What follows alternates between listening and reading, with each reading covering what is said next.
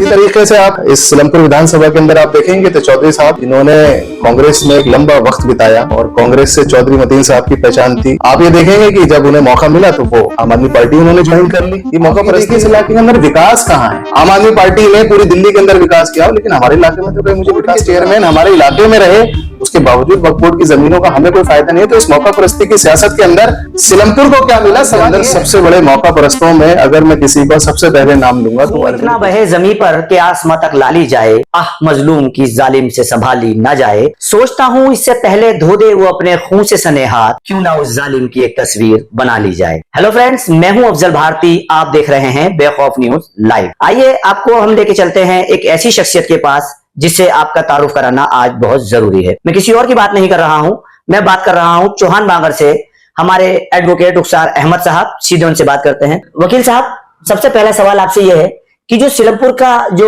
राजनीति उथल पुथल यहाँ पर हुई है, लोग कह रहे हैं कि अब सिलमपुर के अंदर एक ऐसा माहौल हो गया है कि बस अब पूरी दिल्ली में एक ही सीट का चर्चा है। तो आपसे जानना चाहता हूँ, ऐसा क्या हो गया है सिलमपुर में कि पूरी दिल्ली में इसी सीट का चर्चा है? सर, ऐसा कुछ भी नहीं हुआ है। सियासत मौका परस्ती का नाम है और जिस पार्टी को भी मौका मिलता है अपनी सीट बचाने और सत्ता बचाने के लिए, जब मौका मिलता है उस मौका परस्ती का वो पूरा फायदा उठाते हैं। अरविंद केजरीवाल साहब जिस कांग्रेस को गालियां दे देकर पहली बार उन्होंने सरकार बनाई, उसी कांग्रेस के साथ अलायंस करके उन्होंने पहली बार सरकार बना ली अपनी। इसी तरीके से आप इस सिलमपुर विधानसभा के अंदर आप देखेंगे तो चौधरी साहब जिन्होंने कांग्रेस में एक लंबा वक्त बिताया और कांग्रेस से चौधरी मतीन साहब की पहचान थी। आप ये देखेंगे कि जब उन्हें मौका मिला तो वो आम आदमी पार्टी उन्होंने ज्वाइन कर ली। ये मौका परस्ती है। और इन सब चीजों के अंदर जो चीज बहुत इंपॉर्टेंट है वो ये है कि इस मौका परस्ती के अंदर कुछ खानदान तो तरक्की कर रहे हैं, चौधरी खानदान तरक्की कर रहे हैं, मलिकों के खानदान तरक्की कर रहे हैं, जो सियासत से जुड़े हुए लोग हैं, लेकिन इस सारे सिनेरियो में सिलमपुर कहाँ है? ये सिलमपुर जिसमें जमीन के रेट 2.5 लाख रुपए गज, 3 लाख रुपए गज पहुंच गए, क्या यहाँ पे 2,500 रुपए का भी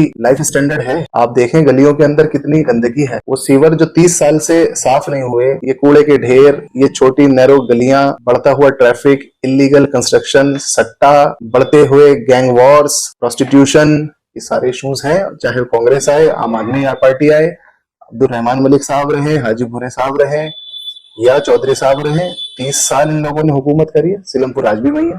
सर, वो कहते हैं इसके अंदर पॉलिटिकल का तो कोई इन्वॉल्वमेंट है ही नहीं, इसके लिए कौन लोग रिस्पॉन्सिबल है? वो तो कहते हैं कि नेता लोग तो ऐसा करते नहीं, उनका काम तो राशन कार्ड बनवाना और उनका काम तो सारे सड़क खरीदने बिछाना है। कोई वो जो आप बात कर रहे हैं क्राइम की, इसमें नेताओं का क्या अपना इन्वॉल्वमेंट है? सर, राशन कार्ड बनाने के लिए सरकार का एक इदारा है, कोई भी वहां जाके राशन कार्ड बनवा सकता है। वोटर आईडी कार्ड बनवाने के लिए इलेक्शन कमीशन है, आप जाइए, आपको वोटर आईडी कार्ड बनेगा। लेकिन एक सियासतदान जो होता है वो आपका रहबर होता है, वो आपकी रहबरी हर एक क्राइसिस में करता है। आपके इलाके के अंदर विकास के नाम पे जो लोग सत्ता में आए हैं, चाहे वो कांग्रेस के प्लेटफॉर्म से आए हों, आम आदमी पार्टी के प्लेटफॉर्म से आए हों या कोई इंडिपेंडेंट कभी जीता हो, आप ये देखिए इस इलाके के अंदर विकास कहाँ है? आम आदमी पार्टी ने पूरी दिल्ली के अंदर विकास किया हो, लेकिन हमारे इलाके में तो कहीं मुझे विकास नजर आता नहीं। कांग्रेस की सेंटर में भी हुकूमत रही, स्टेट में भी हुकूमत रही, एमसीडी में भी हुकूमत रही, उसके बावजूद हम कहीं पर नहीं है। वक्फ बोर्ड के चेयरमैन हमारे इलाके में रहे, उसके बावजूद वक्फ बोर्ड की जमीनों का हमें कोई फायदा नहीं है। तो इस मौका परस्ती की सियासत के अंदर सिलमपुर को क्या मिला? सवाल यह है। सर, कांग्रेस पार्टी, जो कि कांग्रेस पार्टी के यहाँ पर 21 साल विधायक रहे जी, चौधरी मतीन अहमद साहब, एक दफा वो यहाँ से इंडिपेंडेंट भी जीते, अच्छी जीत हासिल की, और 2 बार वो हार चुके हैं यहाँ पर आम आदमी पार्टी के कैंडिडेट से। 2 कैंडिडेट अलग थे, हाजी भूरे और अभी मौजूदा अब्दुल रहमान साहब जी, इनसे हार चुके हैं।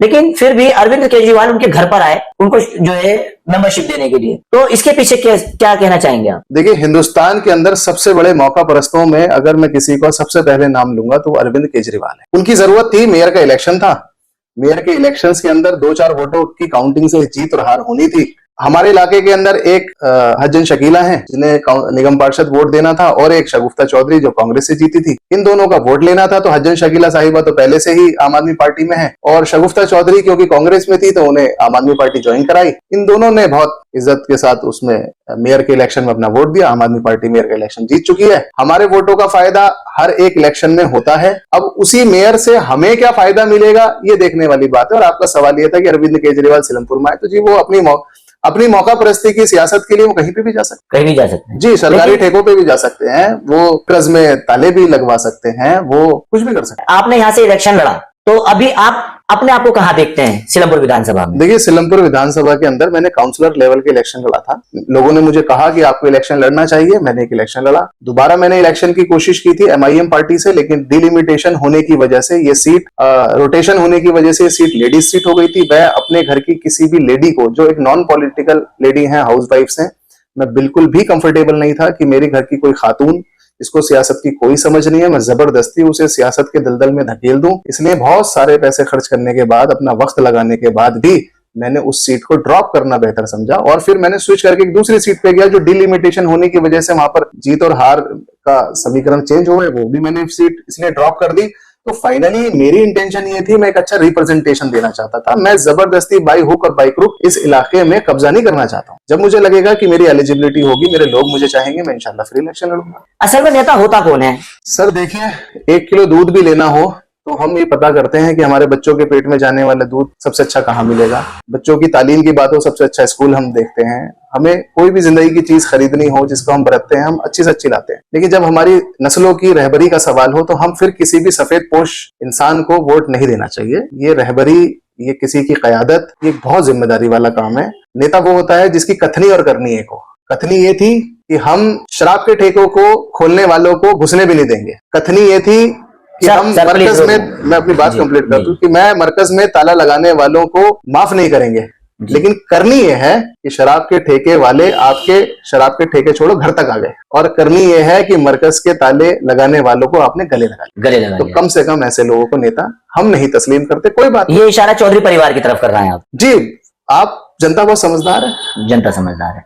तो एक सवाल और करना चाहता हूं।